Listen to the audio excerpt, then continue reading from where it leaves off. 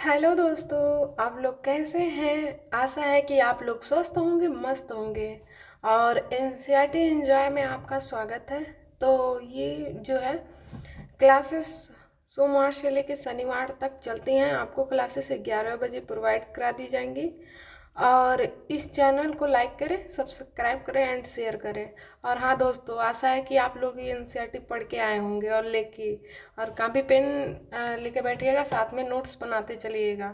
और हाँ दोस्तों, हमने शनिवार को जो है 5th लेक्चर कंप्लीट किया था। और आज हम लोग स्टार्ट करेंगे 6th लेक्चर, जिसमें आज हम लोग प्रोकैरियोटिक सेल के बारे में जानेंगे। और उससे पहले मतलब दोस्तों जो है हम लोग आज रिवीजन करेंगे। और ये वीडियो जो है आप लोग ज़रूरतमंद बच्चों तक ज़रूर पहुंचाएं, शेयर करें। और चलिए दोस्तों, तो आज हम लोग अपना सेशन स्टार्ट करते हैं। और ये स्टार्ट करने से पहले मैं एक बार फिर बताना चाहूँगी कि आप लोग को जो टॉपिक समझ में ना आए, प्लीज़ कमेंट बॉक्स में कमेंट करें। आपको आपकी जो भी प्रॉब्लम होगी तो वो सॉल्व की जाएगी। तो देखिए यहाँ पे आज प्रोकैरियोटिक पढ़ने से पहले हमने जो है मतलब एक बार रिवीजन कर लिया जाए कि हमने 5th लेक्चर में पढ़ा क्या क्या था। तो यहाँ पे देखिए दोस्तों, हमने जो है केंद्रक के बारे में पढ़ा था। केंद्रक में हमने क्या जाना था, जो हमने ओनियन का एक्सपेरिमेंट किया था, ठीक है। तो वहाँ पे देखा था कि जो डॉट लाइक स्ट्रक्चर थी उसको हमने केंद्रक कहा था, और ये बाकी का एक कोशिका है, ठीक। और उसके बाद यहाँ केंद्रक में जो है कोशिका के मध्य एक गहरे रंग वाली गोलाकार जो अवस्था होती है, अंडाकार या डाट की संरचना के को ही हम लोग क्या कहते हैं, केंद्रक कहते हैं, ठीक। और उसके बाद केंद्रक के चारों ओर दो झिल्ली परतें होती हैं। इन परतों में छिद्र होते हैं। तो मैंने बताया था कि दिखाया था ये डायग्राम में, और यहाँ पे बना के भी दिखाया था कि ये जो छिद्र होते हैं, देखिए यहाँ पे ये जो छिद्र हैं जहाँ मैंने टिक किया है, ठीक, इसी छिद्र कहते हैं। वहां ना समझ में आए तो यहाँ दूसरा डायग्राम हमने दिया था, देखिए ये सब क्या है, छिद्र हैं। जो मतलब कोशिका इस छिद्र द्वारा क्या होती है, जैसे कोशिका द्रव्य में कोई पदार्थ है या कोशिका द्रव्य का ये जो तरल भाग है, इन छिद्रों द्वारा केंद्रक में आता है। और केंद्रक में जो भरे पड़े हैं द्रव्य, वो जो है मतलब कोशिका द्रव्य में इन्हीं छिद्रों द्वारा जाते हैं। तो इनका यही काम होता है। और देखिए कुछ जो है मतलब यहाँ पे एंडोप्लाज्मिक रेटिकुलम, जो रफ एंडोप्लाज्मिक रेटिकुलम है, वो जुड़े हुए हैं। ये वाली संरचना जो है राइबोसोम होती है, राइबोसोम, ठीक। और उसके बाद देखिए यहाँ पे बताया भी गया है राइबोसोम। और उसके बाद देखिए न्यूक्लियर एनवलप मतलब झिल्ली होता है, ये केंद्रक झिल्ली है। और उसके बाद ये पोर मतलब छिद्र, न्यूक्लियर पोर, ठीक। और ये देखिए ये अंदर का जो द्रव्य पदार्थ है, ये न्यूक्लियोप्लाज्म कहा गया है। और ये जो धागे लाइक स्ट्रक्चर है ना, ये देखिए क्रोमैटिन कहा गया है, ठीक। इसको हम लोग बताएंगे।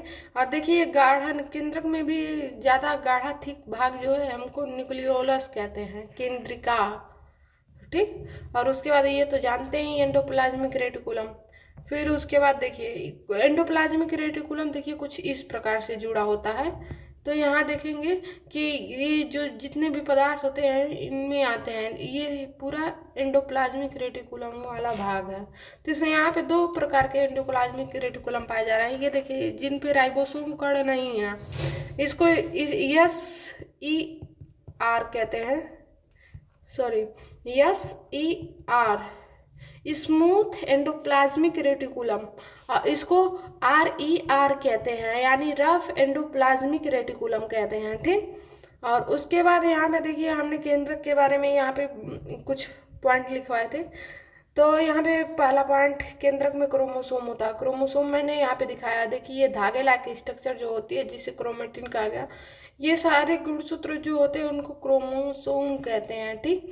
उसके बाद देखिए कोशिका का विभाजन के समय ये छड़ाकार हो जाते हैं कुछ इस प्रकार से। मैंने ये जो है संरचना यहाँ पे कुछ इस प्रकार से बनाया था, देखिए। और उसके बाद ये आनुवांशिक गुणों की सूचना होती है, ठीक, जिनमें एक पीढ़ी से दूसरे पीढ़ी में आती हैं, ये भी बताया था। और उसके बाद DNA के बारे में बताया था। ये क्रोमोसोम में जो है ये DNA होते हैं। और ये डीएनए से ही मिलकर क्रोमोसोम बनता है। ये प्रोसेस आपको हायर क्लास में बताई जाएगी, ठीक है। 11th में मास सेल नामक चैप्टर आपको फिर पढ़ना को मिलेगा। तो यहाँ पे देखिए डीएनए का जो मतलब इसका फुल फॉर्म क्या होता है, डीऑक्सी राइबो न्यूक्लिक अम्ल होता है, ठीक।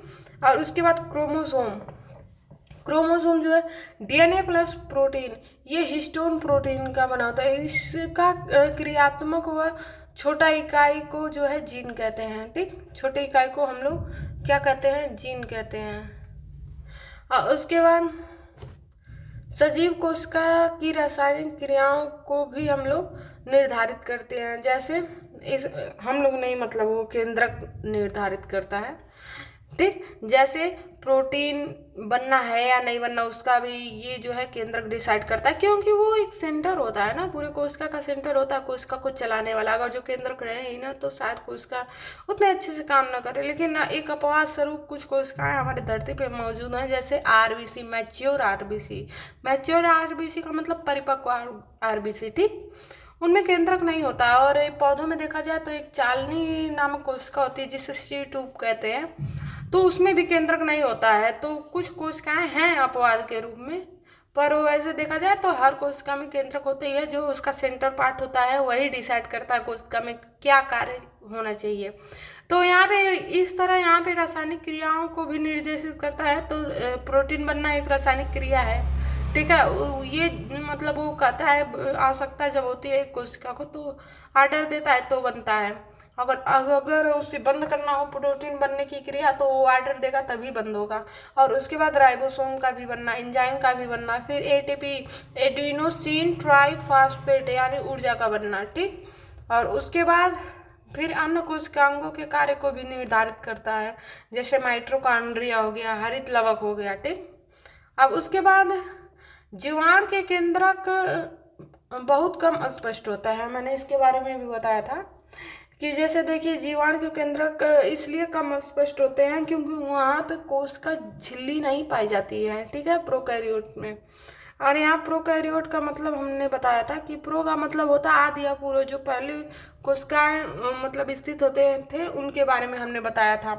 फिर उसके बाद हमने कैरियोन के बारे में बताया। कैरियोन क्या होता है, कैरियोन का अर्थ होता है केंद्रक, यानी जो पहले ही मतलब केंद्रक मौजूद थे इस धरती पे, उसके बारे में यहाँ पे हमने बात की थी। और फिर उसके बाद देखिए अब हमने रिवीजन कर चुके, अब आते हैं अपने लेक्चर नंबर 6 पे। और ये आज हम लोग को पढ़ना क्या है, प्रोकैरियोटिक कोशिका। और स्टार्ट करते हैं।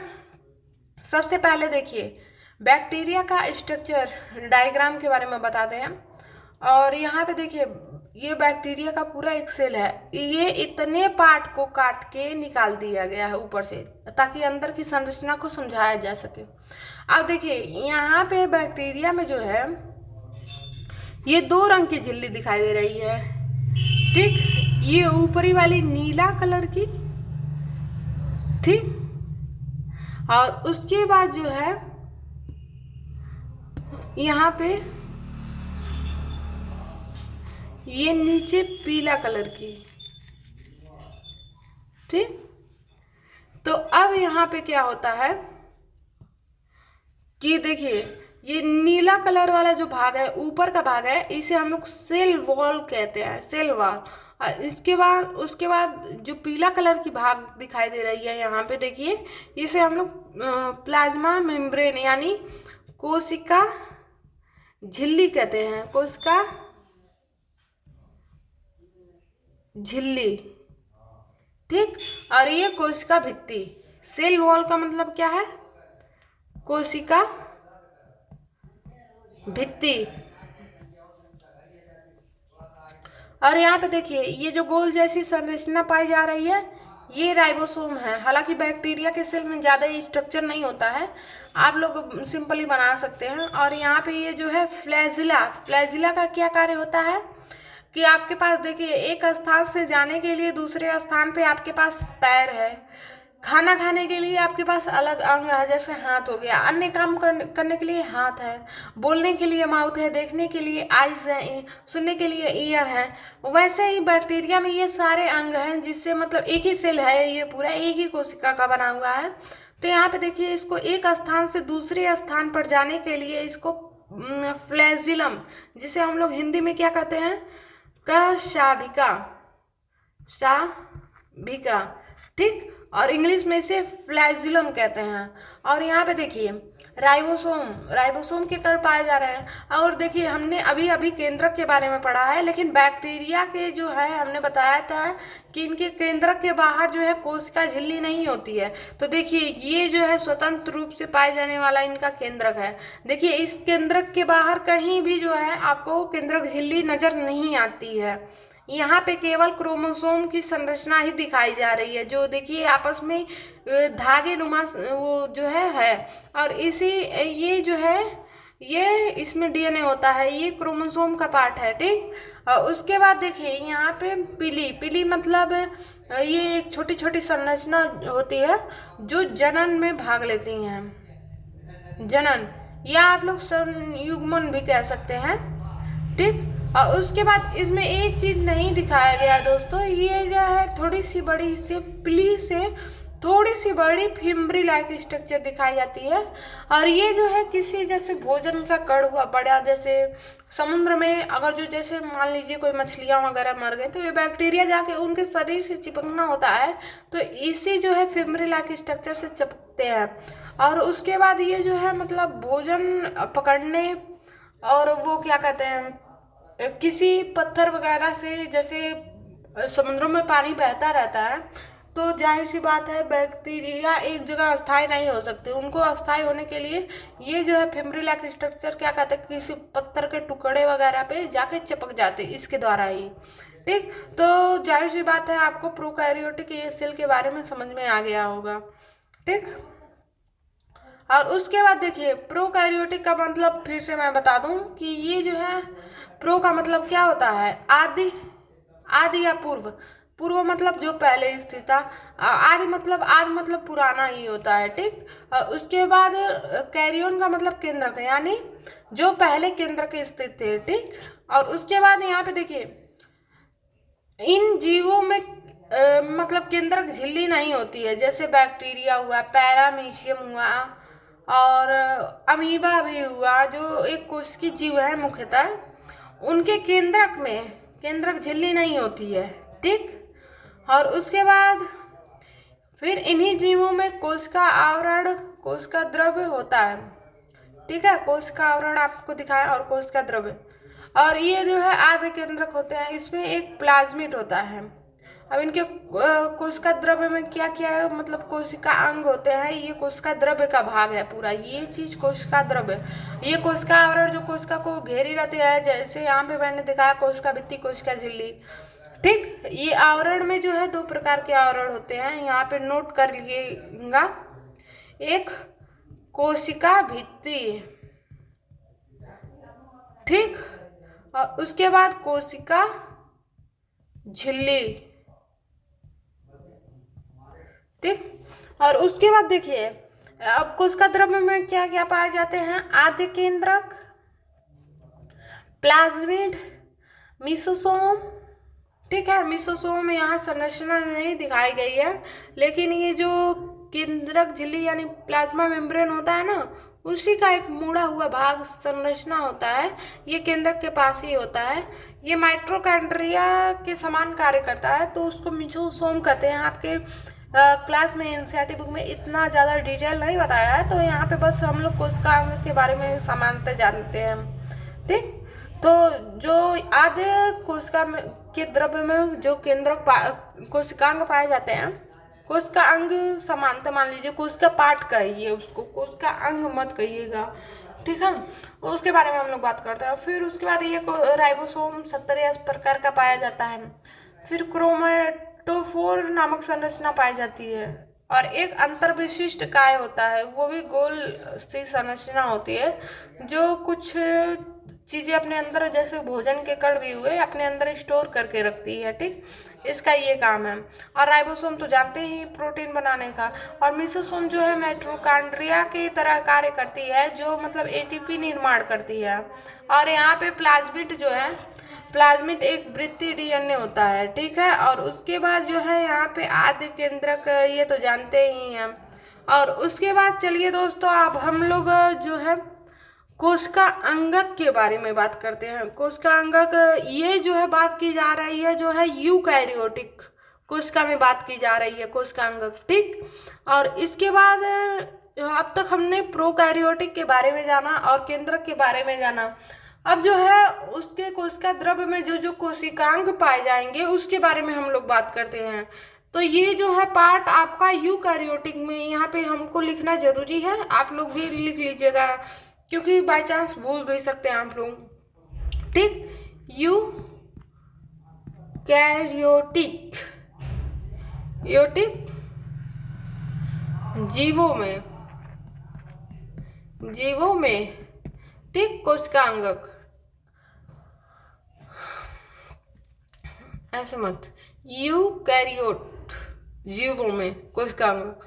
अब देखिए यहाँ पे क्या होता है कि कोशिका अंग यूकैरियोटिक में पाई जाने वाली संरचना है, ठीक है, उसके पार्ट हैं। जैसे हमारे बॉडी में जो अंग पाए जाते हैं, जैसे किडनी हुआ, इनका अलग कार्य होगा, फिर हृदय हुआ, इनका अलग कार्य हुआ, लीवर हुआ, इनका भी अलग कार्य होता है।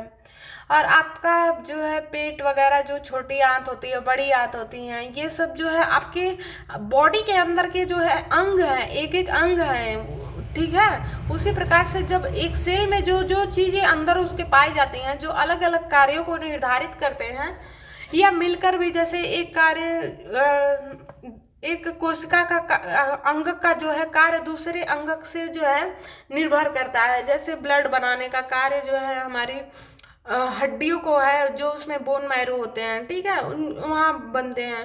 और लेकिन ब्लड पंपिंग का कार्य कौन करता है, ये जो है हमारा हार्ट करता है, ठीक है, पूरे बॉडी में पहुंचाता है। तो ये सब मिल के काम कर रहे हैं ना, हमारे पूरे बॉडी के अंदर जो भी ऑर्गन्स पाए जा रहे हैं, अंग पाए जा रहे हैं, ठीक। उसी प्रकार से कोशिका में जो अंग पाए जाते हैं उनको हम लोग कोशिकांग कहते हैं।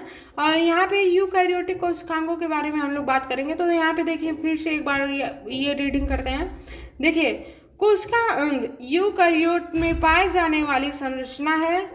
इन कोशिकाओं में छोटी छोटी संरचना अंगक होते हैं जो कोशिका के अलग अलग कार्यों को निर्धारित करते हैं, ठीक। और उसके बाद देखिए, इन संरचना को ही हम लोग क्या कहते हैं, कोशिका अंगक, यानी कोशिका का भाग। फिर उसके बाद देखिए, कोशिकांग, यूकैरियोटिक कोशिकांगों को पाए जाने वाले हम लोग 3 भागों में डिवाइड किया है। पहले देखिए, बिना झिल्ली वाला कोशिकांग, ठीक है, बिना झिल्ली वाला कोशिकांग, और उसके बाद दोहरी झिल्ली युक्त कोशिकांग। दोहरी झिल्ली युक्त कोशिकांग का मतलब 2 झिल्ली, जिन कोशिका के ऊपर जो है 2 झिल्ली पाई जाती हैं उनको हम लोग कहते हैं दोहरी झिल्ली युक्त कोशिकांग, ठीक। और एक झिल्ली युक्त कोशिकांग, एक झिल्ली युक्त कोशिकांग यहाँ पे देखिए लिखा नहीं गया है बाय मिस्टेक, हम लिख देते हैं। जैसे हो गया आपका राइबोसोम, ये चीज याद रखिएगा, ये स्टार पॉइंट है। और यहाँ पे ये कभी भी क्वेश्चन में पूछ सकता है, हायर क्लास में भी ये जानना जरूरी है, ये छोटा सा टॉपिक है तो इसको जानते रहिएगा। और उसके बाद देखिए, अंतःद्रव्य जालिका, जो आगे आप लोग पढ़ेंगे, ठीक है, इस पे केवल एक झिल्ली पाई जाती है, याद रखिएगा, जालिका, जिसे शॉर्ट पे हम लोग ER भी लिखते हैं। फिर उसके बाद देखिए, गोल्जी का है,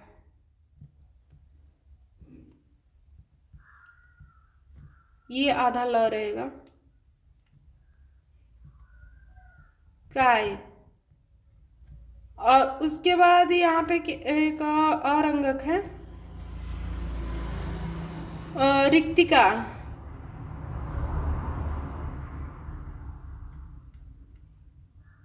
रिक्तिका, ठीक। आपका राइबोसोम हुआ, अंतःद्रव्य जालिका हुआ, गोल्जिका हुआ और रिक्तिका हुआ। और ये सब में जो है एक ही प्रकार, मतलब एक ही झिल्ली पाई जाती है। अब देखिए, इनमें जो है, इन कोशिकाओं में जैसे बिना झिल्ली वाली कोशिकांग कौन है, तारक केंद्रक है, और सॉरी, ये राइबोसोम यहाँ पे नहीं होगा, ये बाय मिस्टेक से हो गया।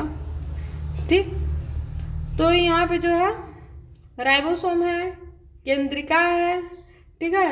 ये इस पे जो है मतलब झिल्ली नहीं, केंद्रिका मतलब न्यूक्लियस का जो है छोटा सा यहाँ डॉट लाइक स्ट्रक्चर था, तो वो जो है वहाँ पे इसके बाहर कोई आवरण नहीं होता है। ठीक, और उसके बाद देखिए माइटोकॉन्ड्रिया में 2 झिल्ली होती है, प्लाज्मिड या क्लोरोप्लास्ट में 2 झिल्ली होती है। फिर उसके बाद केंद्रक में भी 2 झिल्ली होती है, मैंने यहाँ डायग्राम में बताया था। देखिए केंद्रक के पास 2 झिल्ली होती है, एक बाहर की झिल्ली, ठीक, और एक अंदर की झिल्ली होती है। यहाँ पे आपको डिटेल इसमें नहीं बताया गया है केंद्रक के झिल्ली में, लेकिन यहाँ 2 झिल्ली होती है, ये चीज़ें याद रखिएगा। और उसके बाद देखिए यहाँ पे फिर जो है एक झिल्ली युक्त पदार्थ मतलब कोशिकांग अंतर द्रव्य जालिका होती है, गोल्जिका होती है, रिक्तिका होती है। ठीक, ये चीज़ें होती हैं। फिर उसके बाद हम लोग अब पहले ये जो है एक एक अंग के बारे में पढ़ेंगे। तो सबसे पहले अंग के बारे में हम लोग अंतःद्रव्य जालिका के बारे में पढ़ते हैं। ठीक है, अंतःद्रव्य जालिका में देखिए जैसे यहाँ पे स्ट्रक्चर दिखाया गया है अंतःद्रव्य जालिका का, ये स्ट्रक्चर देख लीजिए आप लोग। ये जो है केंद्रक झिल्ली से जुड़ा होता है, यहाँ पे केंद्रक झिल्ली से ये जुड़ा हुआ है। और यहाँ पे 2 प्रकार के अंतःद्रव्य यानी एंडोप्लाज्मिक रेटिकुलम पाए जाते हैं। ठीक, अब इसके बाद यहाँ पे देखिए हम लोग देखते हैं। ठीक, इसकी खोज पोर्टर ने की थी। ठीक है, ये चीज याद रखिएगा, एक वैज्ञानिक है इनको, यानी अंतःद्रव्य जालिका की खोज किसने की थी, तो वो की थी पोर्टर ने।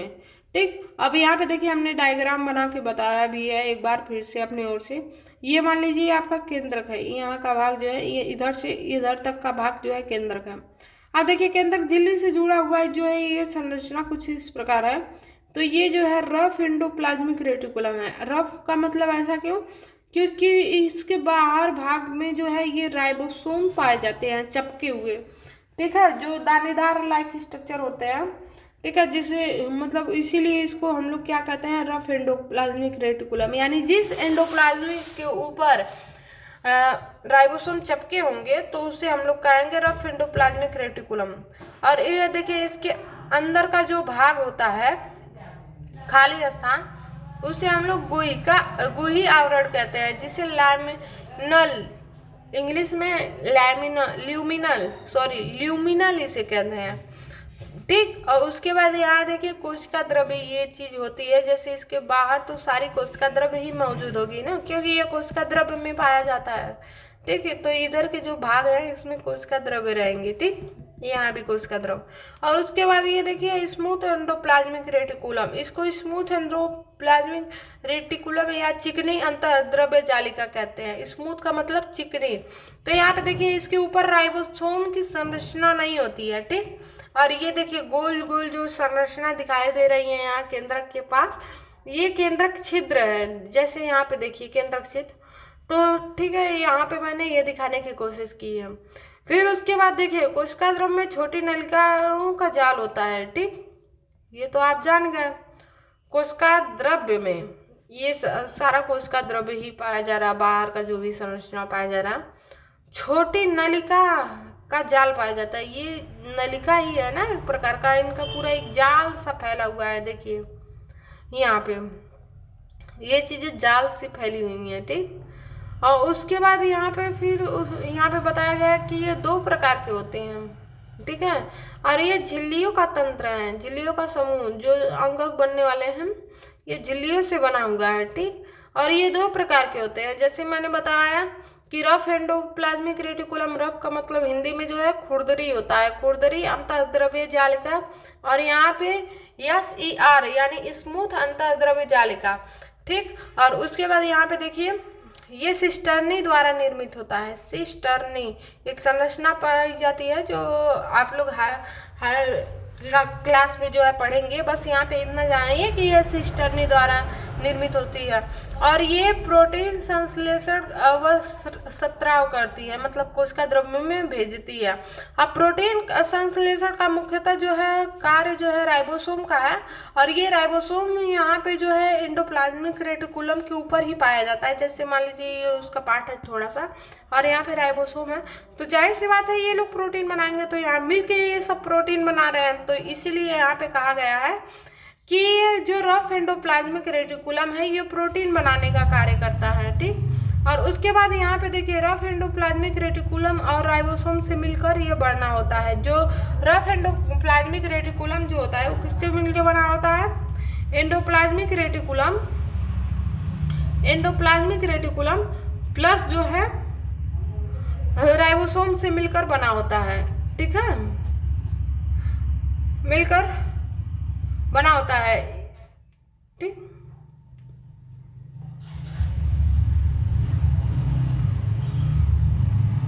और उसके बाद देखिए यहाँ पे स्मूथ एंडोप्लाज्मिक रेटिकुलम, यानी यहाँ पे चिकनी अंतःद्रव्य जाल का भी कह सकते हैं, ठीक। और ये ट्यूब्यूल्स व वेसिकल द्वारा निर्मित होता है। ये भी समझना आपको बाद में बताया जाएगी, आपको यहाँ पे डिटेल इतना जानने की जरूरत नहीं है क्योंकि ओवर होगा, ठीक। तो ये जो है मतलब ट्यूब्यूल और वेसिकल द्वारा निर्मित होती है। ये अस्थायी संरचना होती है। देखिए यहाँ पे एक पॉइंट और था, रफ एंडोप्लाज्मिक रेटिकुलम में ये अस्थायी संरचना है कि मतलब जैसे कोशिका में एक बार बन गई तो उसके बाद दोबारा ये नष्ट नहीं होगी, ठीक है, ये अपना काम करती रहेगी। लेकिन ये स्मूथ एंडोप्लाज्मिक अस्थायी संरचना ये है कि मान लीजिए ये स्मूथ एंडोप्लाज्मिक रेटिकुलम का भाग है, तो कभी भी यहाँ पे आके राइबोसोम के कण जो है चपक सकते हैं, ठीक है, इनके बाहरी सरफेस से। अगर जो ये चपक गए तो ये रफ एंडोप्लाज्मिक रेटिकुलम हो गया। और यही अगर जो मान लो कोई मतलब उस पर चपके हुए हैं बाहर, तो ये राइबोसोम के कण हट गए, चले गए, ठीक है, तो ये जो है फिर से स्मूथ एंडोप्लाज्मिक रेटिकुलम हो जाएगा। तो इसी तरह ये जो है बनता रहता है, बिगड़ता रहता है, मतलब कन्वर्ट होते रहता है। तो इसीलिए हम लोग इसे क्या कहते हैं? अस्थायी संरचना, ठीक है। और ये वह फास्फेट जो है फास्फोलिपिड, कोलेस्ट्रॉल, ये मेन पॉइंट है आपका स्टार पॉइंट, और स्टेरॉयड हार्मोन्स का संश्लेषण व स्त्राव करती है। यानी संश्लेषण मतलब बनाना, स्त्राव मतलब अपने जो कोशिका अंगक होते हैं जब वहाँ से बन जाता है तो ये कोशिका द्रव्य में स्वतंत्र छोड़ देते हैं, या जिन भागों को कोशिका के जिन भागों को काम होता है इन हार्मोन्स या फास्फोलिपिड, जैसे फास्फोलिपिड का कार्य क्या मतलब हमने कोशिका झिल्ली में बताया था कि कोशिका झिल्ली जो है फास्फोलिपिड की बनी होती है। जब इस एंडोप्लाज्मिक रेटिकुलम में फास्फोलिपिड बन जाता है तो वो कोशिका झिल्ली का निर्माण करने के लिए चला जाता है, ठीक। तो इसका कार्य ये है।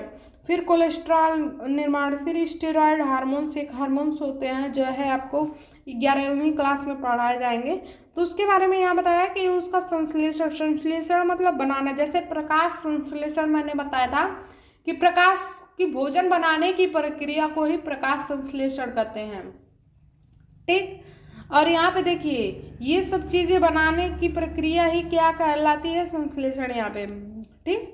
और उसके बाद देखिए जब बन जाता है तो उसको अलग अलग कार्यों के लिए भेज दिया जाता है, ठीक। तो उसका स्त्राव को उसका द्रव्य में कर।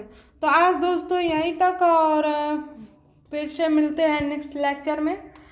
तब तक के लिए धन्यवाद। और आप लोग जाते जाते इस लेक्चर को जो है वीडियो को लाइक करिएगा, सब्सक्राइब करिएगा एंड शेयर करिएगा।